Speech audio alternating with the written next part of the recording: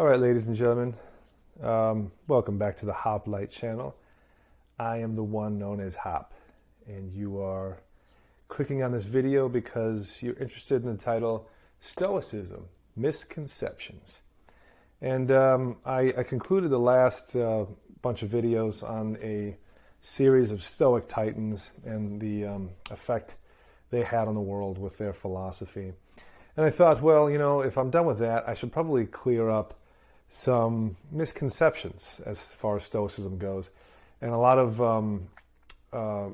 maybe beliefs that people are under, which are incorrect, to put it mildly.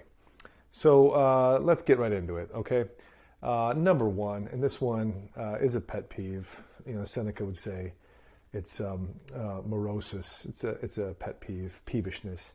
And that is when people say Stoicism equals not giving an F.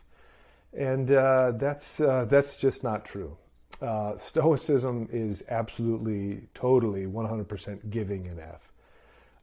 If people say this to you, they're wrong. And what they mean is that's nihilism. Nihilism is the state of not giving an F.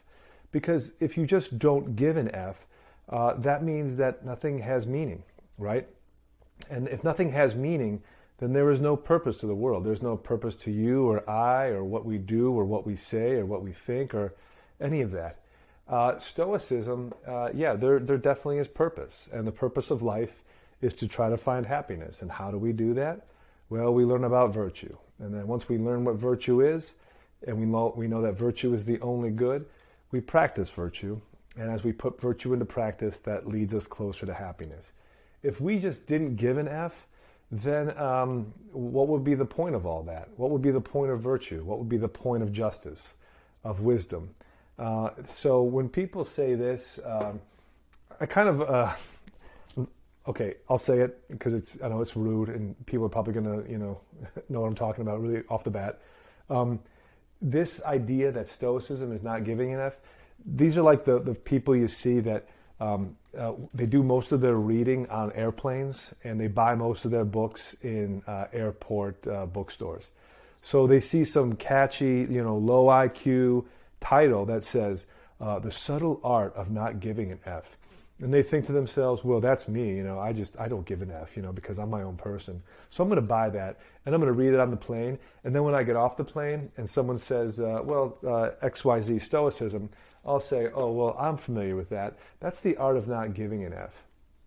You'll probably look at that person, if you know what Stoicism is, and says, no, that's wrong. I don't think you know what Stoicism is, nor do I think you know what nihilism is. Because what you just described is nihilism, not Stoicism. There is no virtue in nihilism. Ask Friedrich Nietzsche, and I'm sure the nerds are saying, well, nihilism is actually its own version of philosophy. And Kierkegaard was of the same mind, like, great, go talk to those guys. But we're talking about Stoicism, right? And that's Seneca, Epictetus, Marcus Aurelius, Zeno of Citium, and so forth. So the art of not giving an F, that's not Stoicism. So stop saying that, if you would, please. Number two, some people think that Stoicism will make you invincible. No, nothing will make you invincible.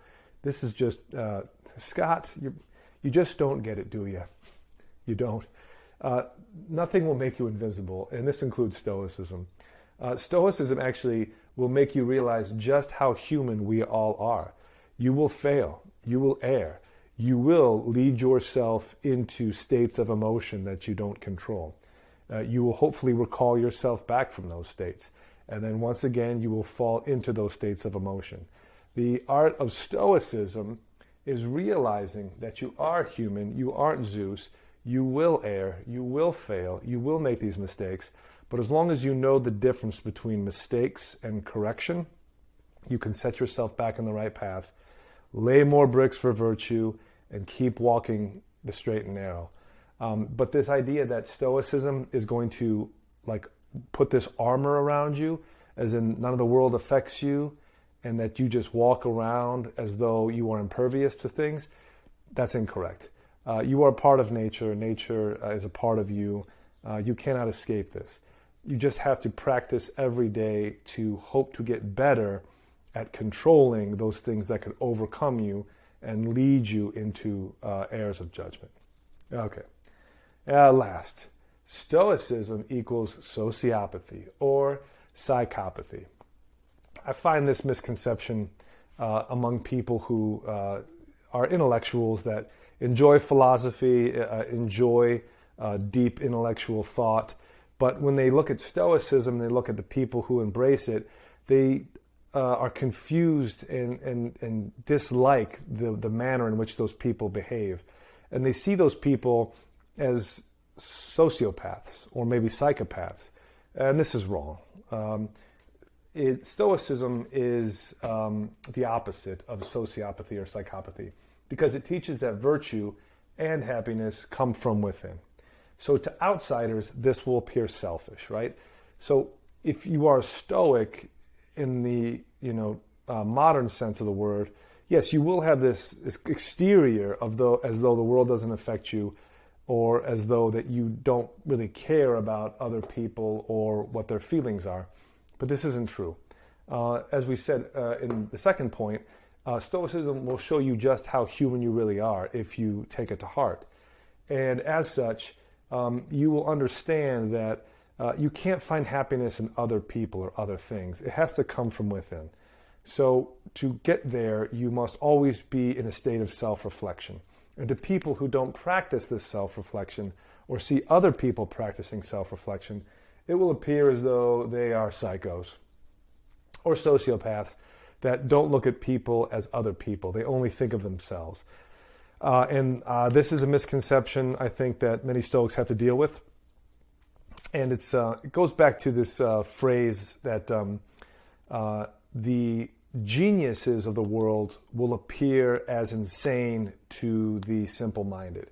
And that's unfortunately true, is that people who are modifying their lives to attain a higher understanding of thinking will appear crazy or odd or outcasts to those who are just satisfied with football, beer, and porno or whatever, or whatever's on the front page of any tabloid news article online. If you think above these things and you don't busy yourself in that nonsense, the people who do will look at you as though you're the one with the problem. So if you're a Stoic and you see this happening to you in your everyday life, it probably means you're on the right track. Unfortunately, it means you're not going to make friends very quickly, because it'll be harder to relate to these folks if they can't see beyond the day-to-day reactions from, who's dating who divorced who, which football team drafted which, next quarterback who will probably get drafted next round to a different team once they trade him. It's superfluous information, but to the average person, the Stoic will appear as a sociopath or a psychopath. Unfortunately, we just have to deal with that. But for anybody who's curious about this, this is a misconception, and these are the three major misconceptions that I was able to find in my life day to day as it pertains to Stoicism. Anyway, this one was a little more lighthearted. I hope you kind of had fun with it the way I did. If you're new to the channel, give a thumbs up if you like the video. If you plan on coming back to see more, we could always use more subscribers. Anyway, I appreciate your time, and we'll see you in the next one. Till then, take it easy.